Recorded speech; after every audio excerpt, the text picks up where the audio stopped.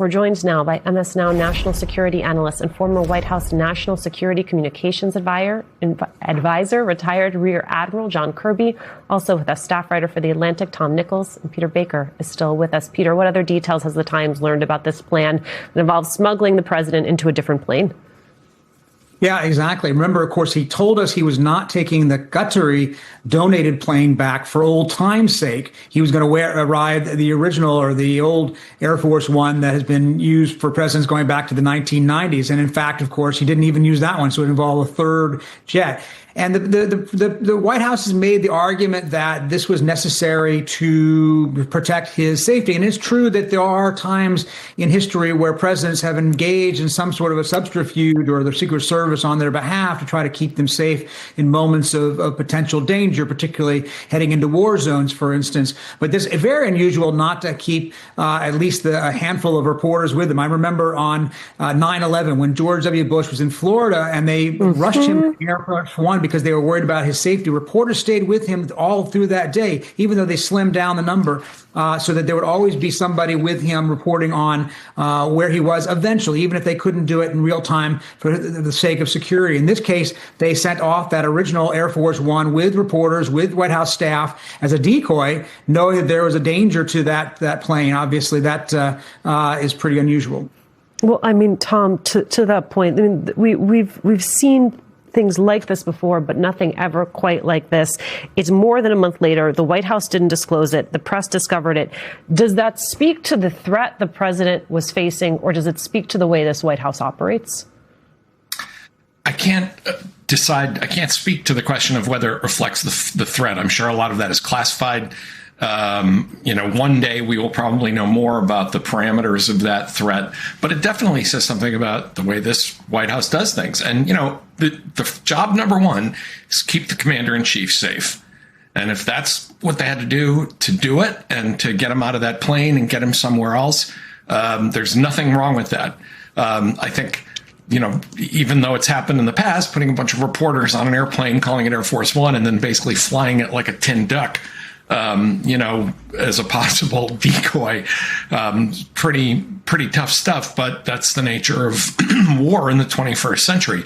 I think this kind of clampdown on it strikes me as something the White House does because they don't want to appear weak. They don't want to look like they were running. They don't want to look like they were hiding, because this White House is obsessed with that kind of stuff, when in fact they could have presented this, and as Peter points out, even brought reporters to tell a great story about, a clever thing they did to keep the president safe in a very unstable part of the world. And instead they did it the way they do everything, by, clamping down and not talking about it.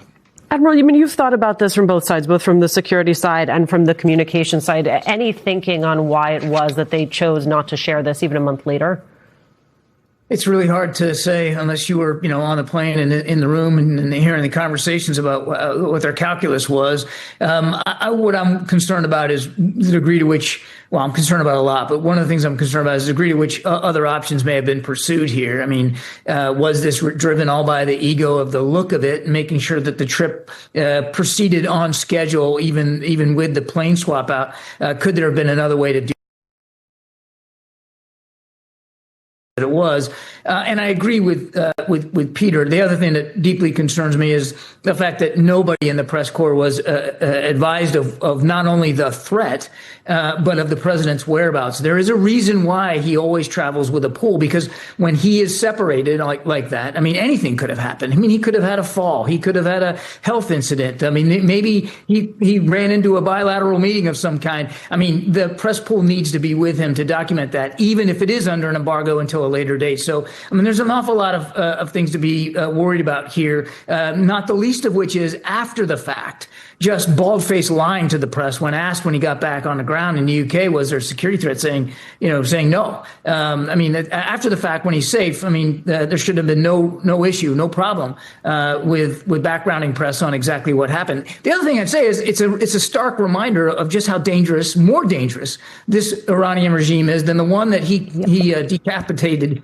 back in February. These are dangerous guys with a nefarious agenda, and I think when the American people are so the war is so unpopular with the American people. I mean, that's a good reminder of just how dangerous these guys are. Tom, this is a president that has insisted that Iran has no military capabilities. He's insisted they have zero reach, yet they forced a president to take drastic measures in order to keep himself safe. It feels like that is a tell. Yeah, this is the same administration saying we've won. They're begging for a deal. They've got nothing left. And meanwhile, the president is ducking into containers. All I could think of, maybe I'll date myself with this reference, but all I could think of was A Hard Day's Night, where the Beatles are jumping into limousines on one side and then kind of jumping out the other to avoid all the fans and the photographers, while they're running around London. If you've won this war and the Iranians are flat on their backs and they're begging for negotiations, you're not running around, diving into containers and being driven around secretly on airports to fly on smaller aircraft so that Air Force One can be a decoy. I mean, that is a tell. And that really does suggest, that this whole situation is a lot more dangerous and a lot more tenuous than the White House is willing to let on. And that's probably why they clamp down on this story, because it looks bad. But I'll just say again, had there been reporters with the president, they could have told a great story that the White House could have shaped. I mean, you could look at this as a missed opportunity for the White House to say, look at how clever we are. Look at the brave things we did. Look at how on top of things we are. And instead, we've got this whole, kind of Keystone Cops routine that's being dribbled out into the press now a month later. The amount of opportunities this administration gives you, Tom, to use Keystone Cops as a reference is truly remarkable. Let's remember, Peter, back on July 8th, the president was supposed to leave Turkey on the new Qatari gifted jet. As you said, then he said that plane was going to fly ahead to the UK so U.S. troops could see it. He posted, quote, "For old time's sake, we'll be taking the former Air Force One in order to give our great military heroes a chance to appreciate our beautiful new addition to the Air Force fleet." Did the Qatari jet and its obvious security shortcomings complicate this whole situation? Well, I mean, yes and no, right? If obviously they didn't feel even the old Air Force One was safe enough to fly on, then whatever defensive measures were left off the new Qatari donated jet might not have made enough of a difference, right? The old Air Force One, which has been around again since the 1990s, is pretty well equipped to defend itself in air. But they felt that was still too much of a target, and they went with another jet in order to disguise where he was. So yeah, in some ways, the Qatari jet is kind of a distraction in a way from this, right? It sort of became the shiny bauble that everybody focused on. Aha, he brought this jet. It's not equipped with all the right defensive measures, so he had to take the old jet back. Well, in fact, he didn't even take the old jet back. But it's still an important reminder of why the quick retrofit of that Qatari jet seems so inadequate, because there are dangers, there are risks to any president at any time, and particularly overseas. And to have a jet that is just, the president's luxury transport as opposed to a flying, situation room, which is what an Air Force One is meant to be, is clearly, a hazardous idea in this day and age. Admiral, I keep thinking about the way that we frame this story and about the way in which the press was kept in the dark, including members of the media who were on that plane serving as a decoy. And I know that we're living in a moment where there is a lack of faith in institutions, including the press. And I think part of what gets lost is the transparency is not supposed to be with the press itself. It's with the press as a proxy for the American people. And the American people should have an understanding of where their president is and what their president is doing and whether or not their president is safe. For an administration that calls itself the most transparent in history, how do you square this decision on the part of the administration to keep this from the press? Yes, but more importantly, from the American people. You can't square it. I mean, there's no way getting around it. I mean, it was just bald-faced lying after the fact, and repeatedly so. I have been in numerous instances, both at the Pentagon and at the National Security Council, where you have to bring press into your confidence in advance of something, whether it's strikes or or secret travel, and I have never once been burned by that.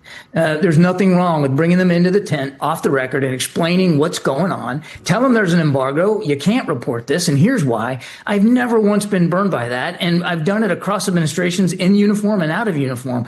That could have been done here rather than put people unwittingly in a decoy situation and completely uninformed about the whereabouts of the commander in chief. It's not only just bad transparency and bad public governance. It's dangerous to our national security, and I hope they never do this again.